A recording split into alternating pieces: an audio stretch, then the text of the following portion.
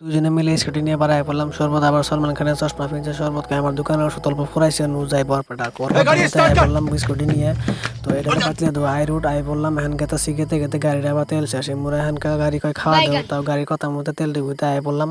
ডিপুতে I গেলাম যে ল বাজেটে হাই পেট্রোল দেবো তো পেট্রোলটা ভরাই নেই পেট্রোল ভরানি শেষ আমরা শরবত গেলাম তুমি অল্প ড্রাইভ করো।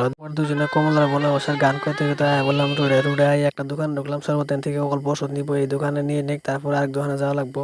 এই দোকানে ওষুধ নিয়ে শেষ এক দোকানে আইলাম এর দোকানদার একটু লিজ দেখে দিয়ে কইতেছে ওষুধ দাও।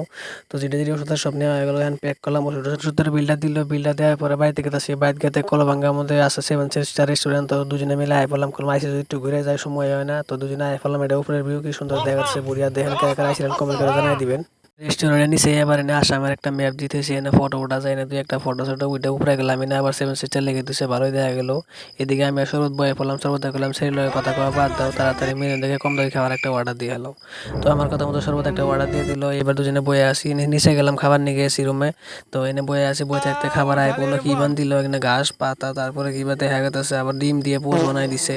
তো এমরা শরবত খাওয়া শুরু করে দিয়েছে আমিও খাওয়া শুরু করে দিলাম খাওয়া দাওয়া শেষে আয় পড়লাম শরবতের দোকানে আজকের ভিডিও এই পর্যন্ত নতুন আইলে ফলো দিয়েন বাই বাই।